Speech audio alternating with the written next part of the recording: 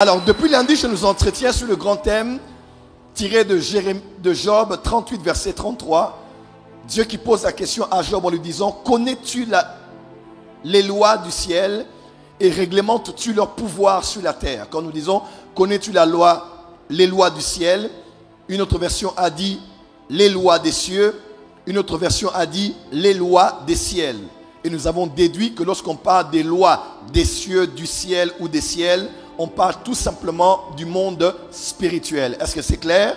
En d'autres termes, le monde des esprits est régi par des lois. Et nous avons eu à donner des caractéristiques qui peuvent décrire ces lois. Ces lois sont, par exemple, impersonnelles, sont intemporelles, sont universelles, sont sanctionnables, sont immuables, n'est-ce pas? Et nous avons dit que ces lois ont ces caractéristiques et il était important de comprendre cela. Écoutez-moi très bien. Dans ma pédagogie, quand j'enseigne, vous ne devez rien rater.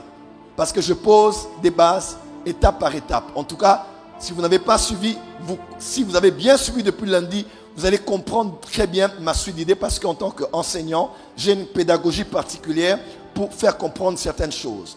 Alors aujourd'hui, je ferai suite aux lois que j'ai commencé à présenter. Les lois du monde spirituel. Numéro 1, j'ai parlé de la loi de l'équilibre ou de la bipolarité.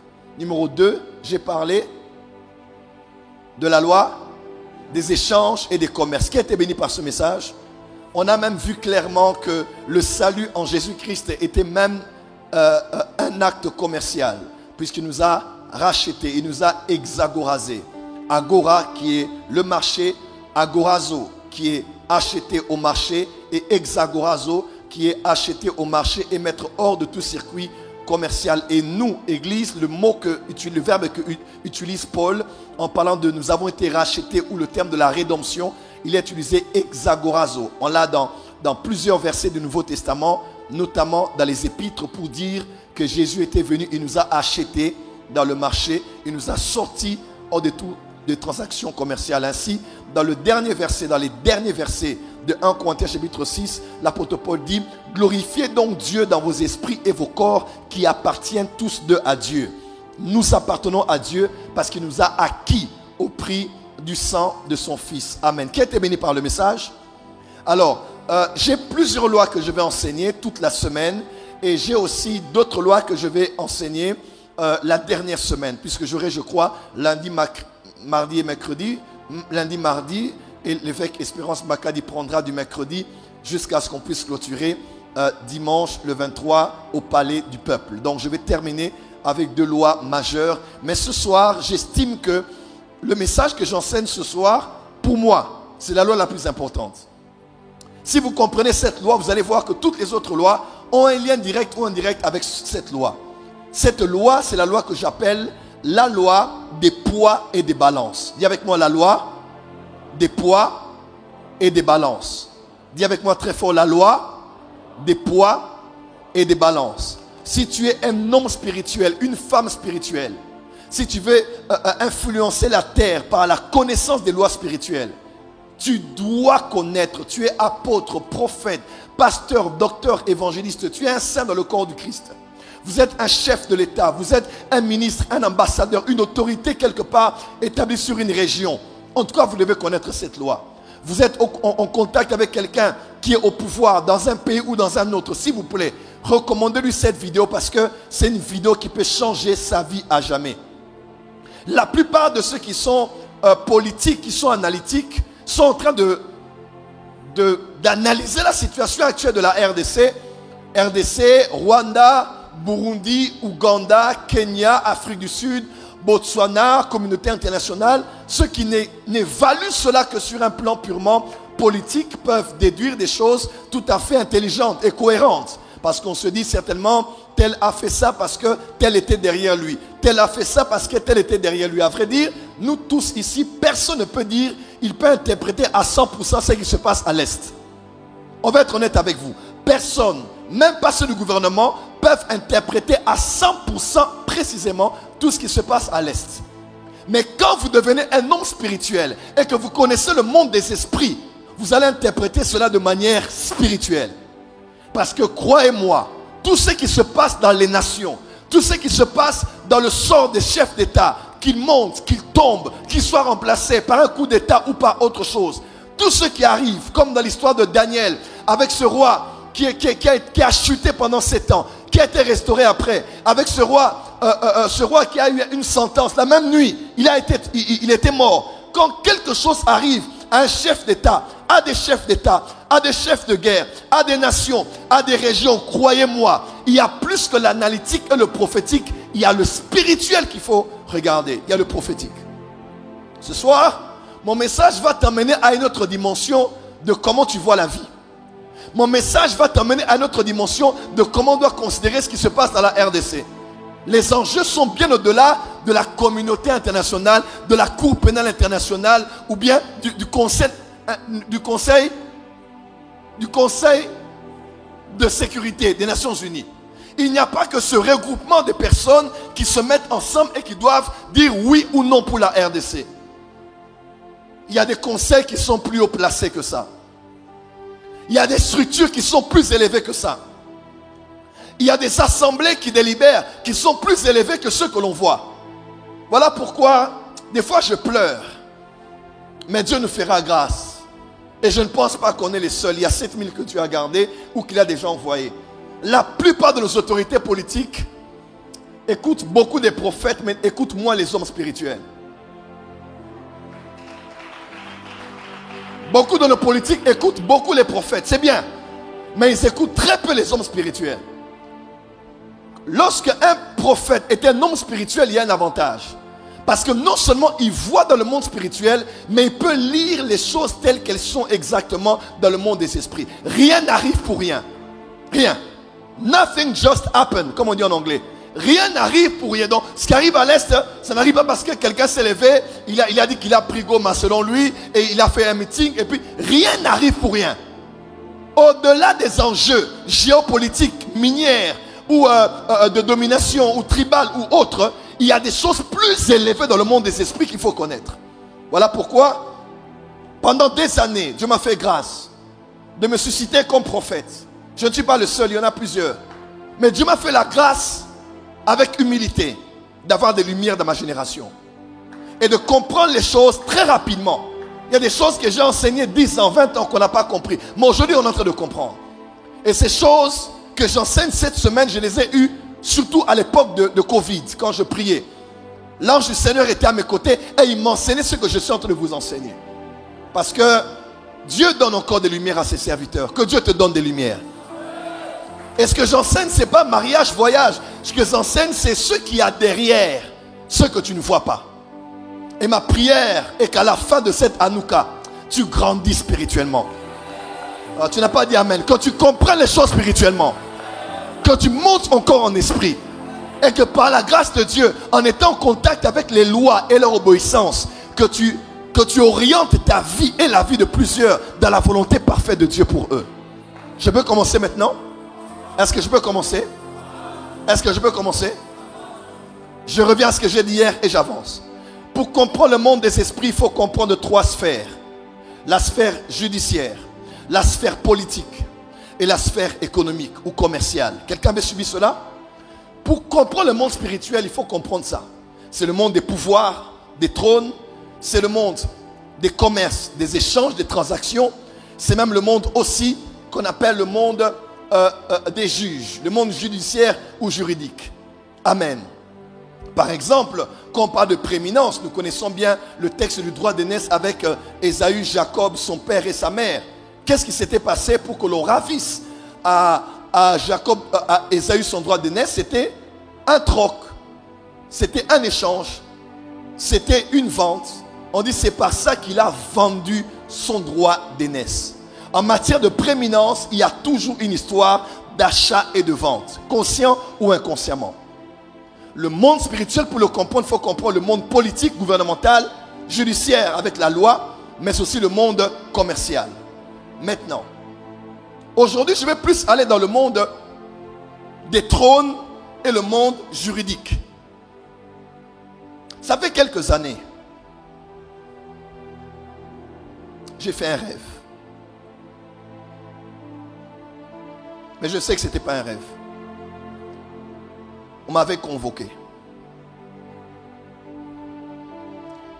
Certains ont vu ce genre de rêve lorsqu'ils ont été dans l'assemblée des sorciers ou des ancêtres.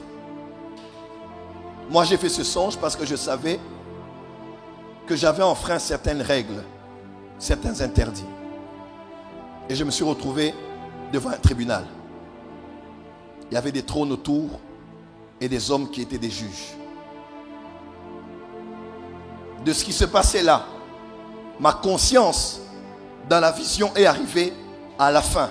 Tout ce qui s'était fait avant, j'étais là mais je n'en étais pas conscient. Mais j'étais conscient quand on voulait délibérer. Et il disait, pourquoi est-ce que je devais revenir au ciel et je devais mourir sur la terre? C'était ceux qui délibéraient. Et un de ceux qui étaient là a présenté quelque chose. Et on m'a dit, tu as encore à finir une mission et tu ne viens pas ici pour le moment. J'utilise des mots humains. Et je me suis réveillé. J'ai su que si les heures ou les jours qui suivaient, on voyait Joël Francis qui mourait, tout le monde allait dire il est mort de maladie, il est mort d'attaque, il est mort de combat. Mais ceux à qui j'aurais partagé le songe, s'il y avait intermédiaire entre le rêve et un temps qui m'était encore donné pour arranger les choses, il vous aurait dit, Dieu a décidé de le prendre. Parce que dans le monde des esprits, peu importe le poids que Joël Francis a ou la mission qu'il a à faire avec Dieu, dans le monde des esprits, Dieu le juge et les juges autour de lui ont décidé de le reprendre. Rien n'arrive pour rien. Rien. Il y a toujours des décisions qui se prennent là-haut. Et j'aimerais vous emmener dans un long voyage qui va vous aider à aller d'un niveau de connaissance à un autre niveau de connaissance. Est-ce qu'on peut commencer? Acclame, je commence maintenant. Acclame. La loi des poids et des balances. Numéro 1, il faut qu'on soit clair avec quelque chose. Il y a deux choses que vous devez savoir. Pour comprendre la loi des poids et des balances, il y a deux choses essentielles que vous devrez comprendre. Ce que je vais dire, ce n'est peut-être pas nouveau pour ceux de la porte des cieux, puisqu'ils ont déjà été abreuvés à ma source. Mais ça peut être nouveau pour plusieurs chrétiens, parce que tous ceux qui connaissent, c'est tout ce qu'on les a seulement enseignés. C'est bien. Pourquoi? Parce que tous ceux qu'ils connaissent, c'est tous ceux qu'ils ont seulement lus. Mais ils n'ont pas voulu pousser leurs idées plus loin pour interpréter certains textes bibliques à la lumière de la révélation présente. Alors, je vais déjà dire deux choses. La première chose qu'il faut savoir pour comprendre cette loi, il faut comprendre ce qu'on appelle le conseil de Dieu. Dis avec moi le conseil de Dieu. J'utilise un terme très simple. Dis avec moi le conseil de Dieu. Et deuxième chose qu'il faut connaître, ce sont les poids et les balances. Dis avec moi le poids. Non, excusez-moi, dites les poids et les balances. Dis avec moi le conseil de Dieu. Dis avec moi les poids et les balances. Alors pour comprendre ce que je vais enseigner, si tu ne comprends pas ce que veut dire le conseil de Dieu, tu auras beaucoup de difficultés. Et ça commence maintenant. Déjà, nous vivons dans un monde qui a 8 milliards d'habitants, dont la majeure partie des habitants de la terre croient en une divinité ou en plusieurs. Et croire aux divinités nous place directement dans deux tableaux. Il y a ce qu'on appelle les polythéistes et il y a ce qu'on appelle les monothéistes. Nous, issus d'Abraham, de la religion abrahamique, nous savons que nous sommes regroupés en trois catégories de religions. Nous avons la religion islamique qui croit en un Dieu par Ishmaël. Nous avons la religion chrétienne qui croit en un seul Dieu, le Père de notre Seigneur Jésus-Christ, par Jésus-Christ. Et nous avons aussi le judaïsme dans lequel, par Isaac, on croit en un seul Dieu, le Dieu d'Abraham, d'Isaac et d'Israël. Dans la déclaration juive, à la place de notre Père, ils déclarent que leur Dieu est un, leur Dieu est Ehad. C'est un seul Dieu, c'est un Dieu. Leur Dieu est unique. Ils n'ont pas plusieurs dieux, ils ont un seul Dieu. Amen, amen. Alors nous, les monothéistes, nous croyons qu'il y a un seul Dieu. Et les polythéistes, par exemple, croient qu'il y a plusieurs dieux. Le prophète Kevin qui est là et Agé, j'ai vu aussi Agé qui est là. Et aussi le frère modélistes qui est là, ils vous diront, à l'époque où j'étais en Inde avec le pasteur Jonathan Kahambo, il m'avait dit qu'il y avait à peu près plus de 20 milliards ou 20 millions de dieux. Combien? Je vais lire sur mes notes. Il y a généralement dans ces pays, voilà, il y a 20 milliards de dieux. En d'autres termes, vos lunettes, quand quelqu'un a un coup de tête, il peut prendre ses lunettes, il en fait un autel et il commence à vénérer ses lunettes. Ces lunettes deviennent un dieu. Il y a plus de dieux là-bas que les êtres humains qu'il y a sur la surface de la terre. Parce qu'ils croient en plusieurs dieux. Mais écoutez-moi très bien. Écoutez-moi très très bien. Généralement, nous définissons le monothéisme et le polythéisme de manière très basique. Mais on peut aller un peu plus loin que ça. Que disons-nous quand nous disons ceux-là sont les polythéistes? Nous disons c'est ceux qui croient en l'existence de plusieurs dieux, qui adorent et vénèrent plusieurs dieux. Et nous disons que nous sommes des monothéistes, c'est-à-dire nous croyons en l'existence d'un seul Dieu. C'est-à-dire il n'y a pas plusieurs dieux, il n'y en a qu'un seul. Il n'y a pas beaucoup de dieux, il y a un seul Dieu.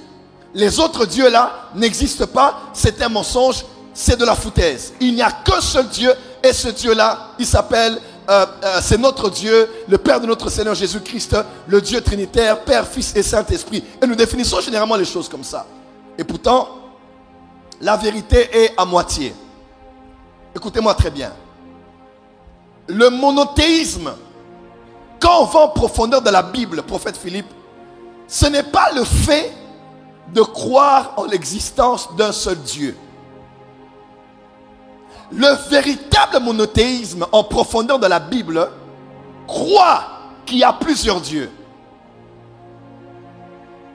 Mais le monothéisme, au-delà du polythéisme de croire qu'il y a plusieurs dieux, le monothéisme maintenant croit qu'il y a un Dieu qui est au-dessus de tous les dieux et qui accepte de faire un culte et placer sa foi en ce Dieu-là. Le monothéisme, ce n'est pas l'inexistence de plusieurs dieux, mais c'est la supériorité de Yahweh sur les autres dieux. Le monothéisme véritable et spirituel, ce n'est pas dire il n'y a qu'un seul Dieu, les autres ne sont pas des dieux, c'est faux. Le vrai monothéisme, c'est croire qu'il y a plusieurs dieux. Mais le Dieu d'Israël, qui nous a donné son Fils Jésus après, dans la dispensation de la grâce, c'est lui le seul vrai, le Dieu le plus élevé, et le Dieu qui est digne d'adoration. C'est ça être monothéiste. Quand je le dis, je permets aux Africains d'acclamer ce que je dis. Pourquoi? Parce que généralement, nous qui sommes venus, nous qui avons reçu l'évangile, quand l'évangile nous est venu des pays occidentaux, on nous a dit, vos dieux ne sont pas des dieux. Le seul Dieu, c'est Jésus-Christ. Recevez-le dans vos cœurs et vous serez sauvés. C'était bien. Mais ce n'est pas total. Parce que les dieux que les Africains ont connus sont aussi des dieux.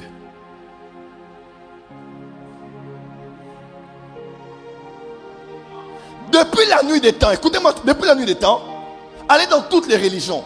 Toutes les religions croient en ce qu'on appelle un panthéon. C'est-à-dire, il y a un lieu qu'ils établissaient comme un temple où ils adoraient tous les dieux. Mais il y avait aussi un endroit entre les cieux et la terre, une dimension spirituelle où les dieux siégeaient et décidaient sur la vie des hommes.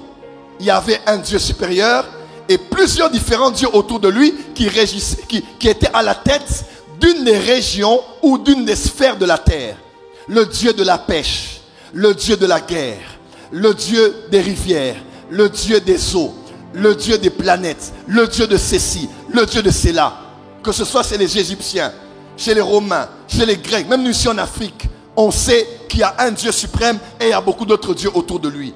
Tous les autres dieux dépendent du Dieu principal, n'est-ce pas? Tout le monde croit en ça. Pourquoi les hommes croient qu'il y a plusieurs dieux mais qu'il y a un Dieu supérieur? C'est parce que Dieu a placé ça dans le cœur des hommes. Afin que les hommes sachent que tous ceux qui vivent ici est régi par un panthéon.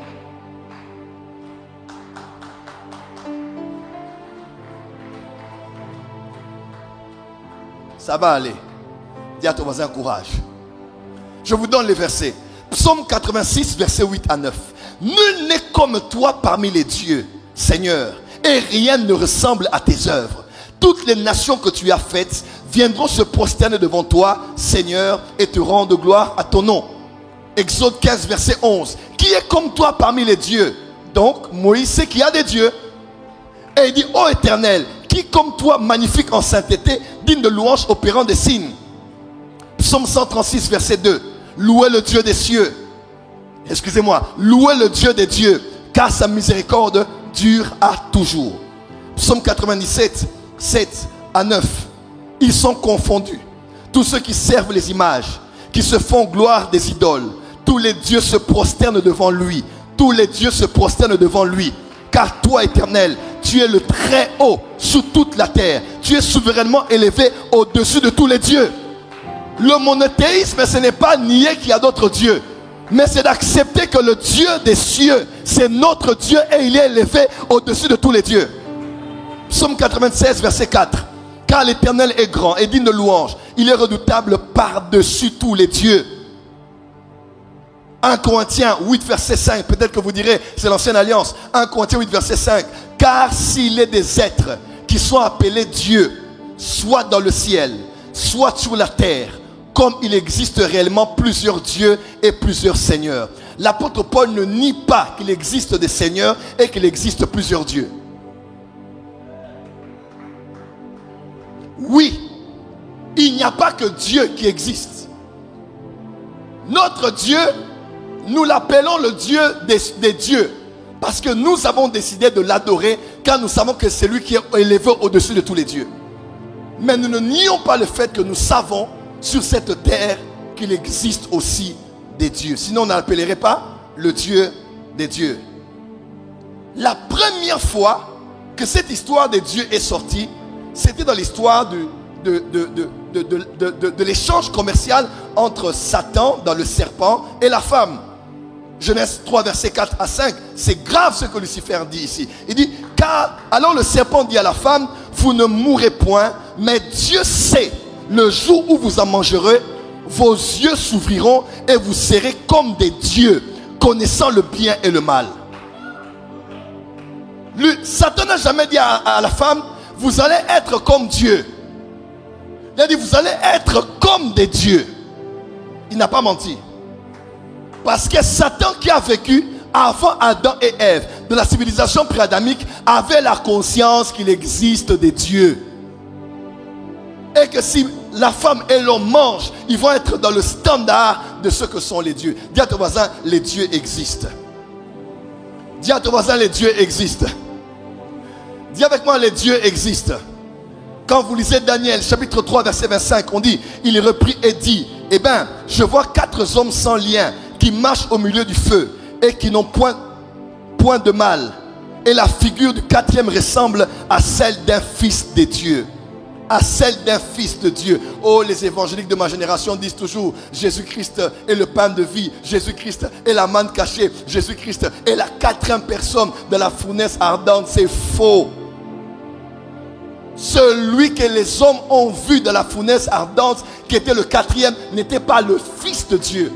Il était semblable au fils des dieux. Ce n'était pas Jésus de l'Ancien Testament. Ceux de la civilisation de l'époque savaient qu'il y avait des dieux, il y avait des saints, il y avait des hommes qui possédaient leur esprit. Ils avaient l'esprit des dieux saints. On peut avancer? Est-ce qu'on peut avancer? La Bible King James dit ceci. Il répondit, voici, je vois 4 hommes déliés qui marchent au milieu du feu, ils n'ont aucun mal. Et la forme du 4e ressemble à celle d'un fils de Dieu. Donc quand on parle de Dieu, on parle aussi de fils de Dieu. Traduction Bible français courant dit ceci. Alors pourquoi vois-je 4 hommes qui marchent au milieu du feu? Ils ne sont pas attachés, ils ne portent aucune trace de blessure, et le 4e ressemble à un ange. Quand on parle des dieux, on parle des fils de Dieu, on parle aussi des anges. Une autre dernière version anglaise contemporaine dit, mais je vois 4 hommes qui se promènent dans le feu. Répondit le roi, aucun d'entre eux n'est attaché ou blessé, et le 4e ressemble à un Dieu. Donc, quand on parle de fils des dieux, fils de Dieu, ange, on parle aussi de Dieu, ça revient à la même réalité. Parce que lorsqu'on parle des dieux dans l'Ancien Testament, on parle aussi des fils de Dieu. On peut avancer? Je vais pas aller en profondeur. Deutéronome 32, verset 8. Ici, on parle de comment Dieu a placé les limites. Avant ce qu'on appelle la conférence de Berlin et autres. Dieu était à la base de tout ce qu'on devait avoir comme partage de terre. Pourquoi revendiquons-nous nos terres au niveau de l'Est? C'est parce que nous savons que Dieu a placé des limites, n'est-ce pas? Deutéronome 32, verset 8. Suivez-moi très bien. Il est écrit: quand le Très-Haut donna un héritage aux nations, quand il sépara les enfants des hommes, il fixa les limites des peuples d'après le nombre des enfants d'Israël. La version Nouvelle Traduction Vivante dit ceci: lorsque le Très-Haut, remarquez bien, quand on parle des êtres spirituels, on parle beaucoup de Dieu comme étant le, ok. On dit lorsque le Très-Haut attribua des territoires aux nations, lorsqu'il répartit le genre humain, il fixa les frontières des peuples selon le nombre de sa cour céleste. Une autre version dit: il a fixé les frontières des peuples selon le nombre des fils de Dieu. Une autre version dit, anglaise contemporaine: il assigna à chacun d'eux un ange gardien. Une autre version dit, nouvelle version standard révisée, dit: quand il divisa les hommes, il fixa les frontières des peuples selon les nombres des dieux. Maintenant, je vous explique. Dis avec moi: Dieu est le Dieu des dieux. Sous lui, il existe des dieux. Alors, dans la Bible, il faut être incrédule pour ne pas le voir, prophète Kevin. Dieu a aussi un panthéon. Dieu ne règne pas et ne gouverne pas seul sur la terre. Autour de Dieu, il y a ce qu'on appelle les dieux. Autour de Dieu, il y a ce qu'on appelle les fils de Dieu. Autour de Dieu, il y a ce qu'on appelle les anges gardiens. Autour de Dieu, il y a ce qu'on appelle la cour céleste. De la même manière, je vous ai dit ici, n'est-ce pas, le monde spirituel est semblable au domaine des trônes. Notre chef de l'État, Félix Tshisekedi, chef de l'État à la tête de cette nation, pour lequel nous prions, ne gère pas ce pays seul. Son pouvoir est un pouvoir suprême, mais il ne peut s'exécuter de lui à la population. Impossible. Il a lui aussi, du haut de son trône, autour de lui plusieurs autres structures. Comment? Il a son cabinet, il y a la maison civile, la maison militaire, il y a la CNS, il y a l'ANER, il y a l'armée, il y a la police, il y a, si on doit être sur le plan purement administratif, il y a le Sénat, il y a le Parlement, il y a le gouvernement avec le chef du gouvernement. Bref, le chef de l'État est à la tête et il a plusieurs structures autour de lui qui lui permettent de réguler la vie qui se passe dans la population. Il peut dire un mot, il n'ira pas lui-même aller arranger la route. Quand il part, le ministre en charge de ce qu'il y a de la route donnera aussi des instructions. Les ouvriers iront travailler là-bas. Il a parlé, mais il y a les exécuteurs de sa parole qui agissent. Et eux sont même habilités à faire des suggestions, à faire des propositions.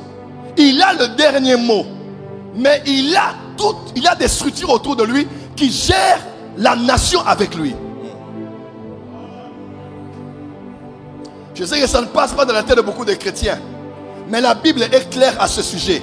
Lorsque ça concerne la terre, Dieu gère les choses comme ça. Deutéronome 32 explique au fait que quand Dieu a donné à chaque peuple sa terre et ses limites, ses frontières, Dieu a placé un ange gardien sur chaque pays. Est-ce que vous savez que le Congo a un ange? Vous savez que l'Angola a un ange? Une fois j'étais allé avec Christian Baki, on est allé à Brazzaville. Dieu m'a dit: je ferai ça avec toi à Brazza, telle tête. Je bénis Dieu parce que ce que Dieu m'a dit s'accomplira par prophète Kainos aujourd'hui. Il m'a dit des choses qu'il fera avec moi à Brazza, des choses. Et pendant que je priais avec Christian, on était allé à un deuil de la présidence, de la famille de la présidence. Le matin, le soir, j'étais avec Christian. On a dit: on va prier. Et pendant qu'on priait, à un moment, mes yeux se sont ouverts et j'ai vu un ange qui est entré. Pendant qu'il est entré, Christian a changé de langue. Il ne savait même pas ce qui se passait là où je regardais. Christian regardait le mur pendant qu'il priait. J'ai senti que ses prières en langue ont changé. Et l'ange est entré, il m'a dit, je suis l'ange du Congo-Brazzaville. Il dit, je suis venu. Et il m'a dit des choses sur ce que Dieu fera avec nous dans ce pays-là. Ça fait des années, je ne pensais même pas qu'on allait avoir une extension. Mais aujourd'hui, par la grâce de Dieu, nous n'allons pas à Brazzaville pour une église de plus, mais pour un mandat que Dieu nous a donné afin de faire avancer les desseins de Dieu dans ce pays. Dis amen bien là où tu es. Dis amen très fort là où tu es. Dis amen plus fort là où tu es. En d'autres termes, quand on parle de Dieu ou des fils de Dieu, c'est qui? Dieu a placé des êtres spirituels de sa cour à la charge des nations et des régions.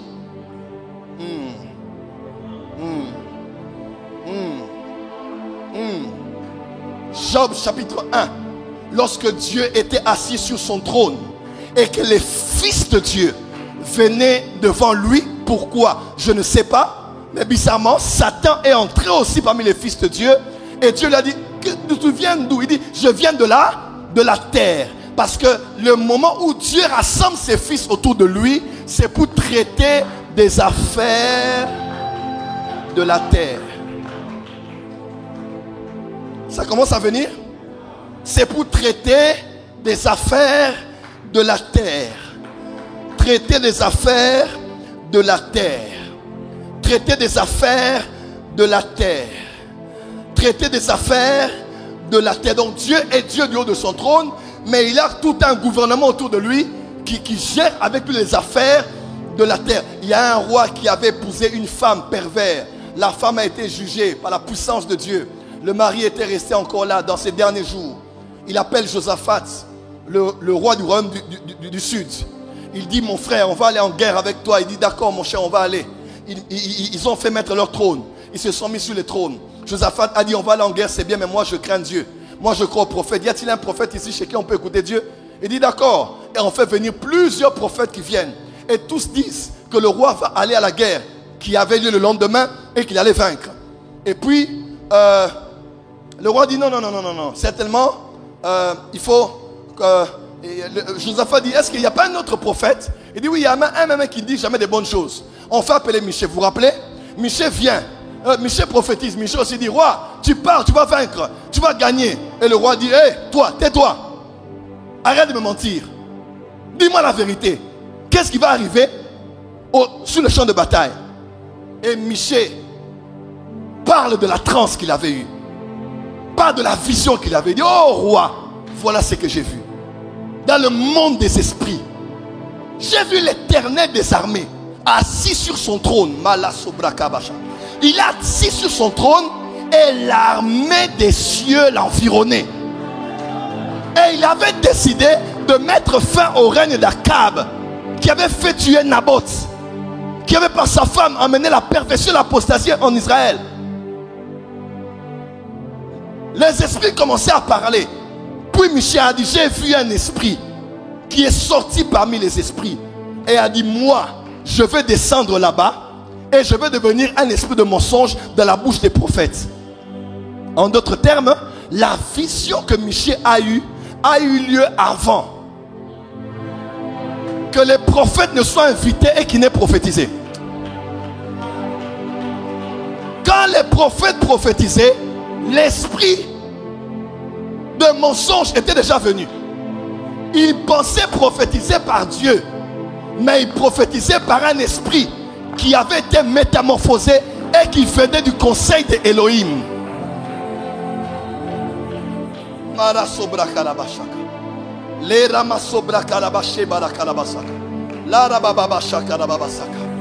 Un prophète était là, il a giflé. Il dit, quoi, qu'est-ce que tu racontes? Depuis quand le Saint-Esprit m'a quitté et il est entré en toi? On l'a pris, on l'a foutu en prison. Michel aussi a déclaré une sentence sur lui. Le lendemain, le roi a dit, d'accord, il faut que je me cache. Le roi s'est déguisé, n'est-ce pas? Il est allé pour qu'on ne le voie pas. Ils sont allés en guerre. 2 nations, 2 armées. Mais comme le monde des esprits détermine aussi le sort des guerres. Voilà pourquoi la guerre à l'Est n'est pas qu'une histoire de l'armée, une histoire de postes et de débats.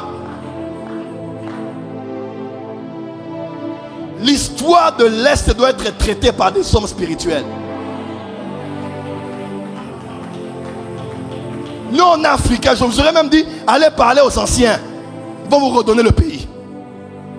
Mais comme nous sommes dans la dispensation de la grâce, Dieu a donné au monde de l'église, qui est l'intermédiaire entre lui et la terre. Il y a dans l'église des hommes spirituels qui sont capables de résoudre des énigmes et des questions difficiles.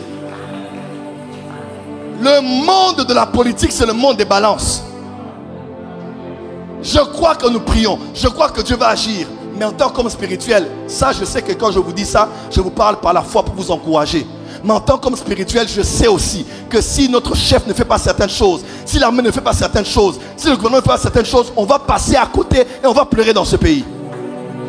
Oui, c'est pas vous décourager. Tant que vous ne comprenez pas le monde spirituel, vous allez continuer à répéter année après année les mêmes erreurs. Une des choses qu'on doit faire, c'est se repentir. Dieu a donné le pouvoir, pas au chef de l'État. Le pouvoir a été donné à l'église pendant ces quinquennats. Qu'est-ce que l'église en a fait? Les pasteurs là-bas, des gens qui sont dans les mines, des gens qui sont dans les escroqueries, des surfacturations. Il faut la repentance sincère du haut du sommet de l'État jusqu'en bas ici. C'est nous qui avons ouvert des brèches pour que l'église en arrive à là. Quand il fallait prendre des initiatives importantes et agir comme des hommes matures, on a fait des fêtes ici, des fêtes là-bas, nos enfants ont fait des fêtes ici et des carrières miniers là-bas. Il faut une repentance sincère devant Dieu.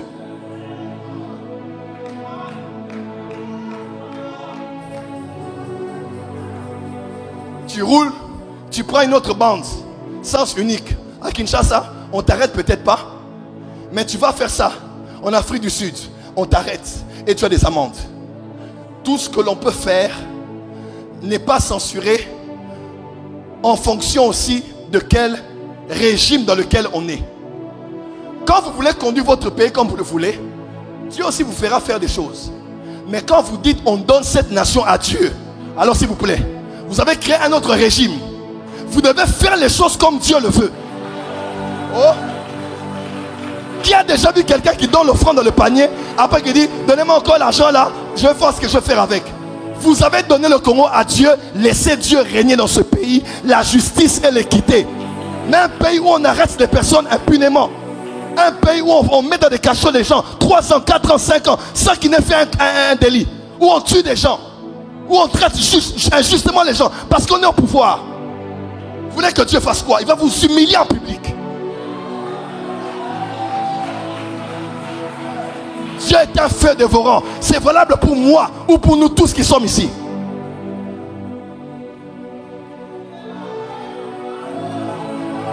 Le problème c'est ça. Quand on dit on donne à Dieu ce pays, ça veut dire qu'on met ça sous sa juridiction. Maintenant il faut obéir à ses lois. Il aime la justice. Il aime l'équité. Il n'aime pas la corruption. Il n'aime pas que quelqu'un, il a fait mal, on le met en prison, après on le fait sortir de prison. Dieu n'aime pas ça. Dieu n'aime pas ça. Il faut la repentance dans le gouvernement. Il faut la repentance. Il y a d'autres êtres qui gèrent ce monde, croyez-moi.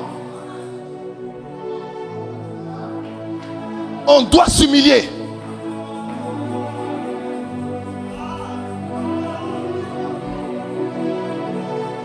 David a fait le dénombrement. Il pensait le faire seul. Je vais dire quelque chose ici.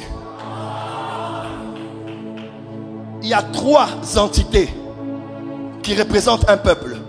1, le prêtre. 2, le roi. 3, le prophète.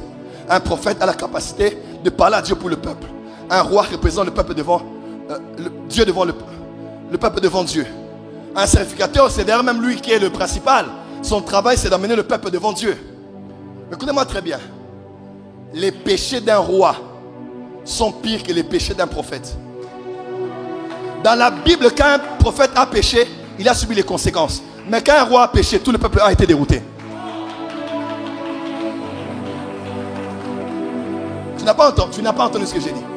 Dans la Bible, tous les rois qui ont mal fait là, ils ont fait payer leurs erreurs à toute une population. Pas les sacrificateurs, pas les prophètes.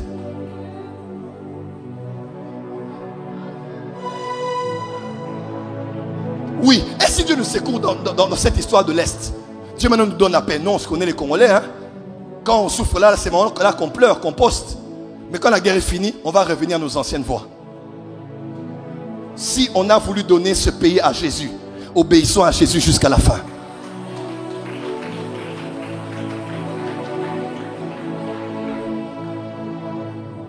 Les nations sont gérées par le monde des esprits. Dans Daniel, on dit, il est celui qui abaisse et qui élève le plus vil des hommes. Faire attention, nul n'est indispensable. Même si on a prié pour toi, même si on t'a oint, même si Dieu est avec toi, si tu ne marches pas avec Dieu. Vous voyez le rêve dont je vous ai parlé, mais moi-même j'ai failli être disqualifié. Parce que Dieu ne fait exception de personne. Dis à ton voisin, la terre est dirigée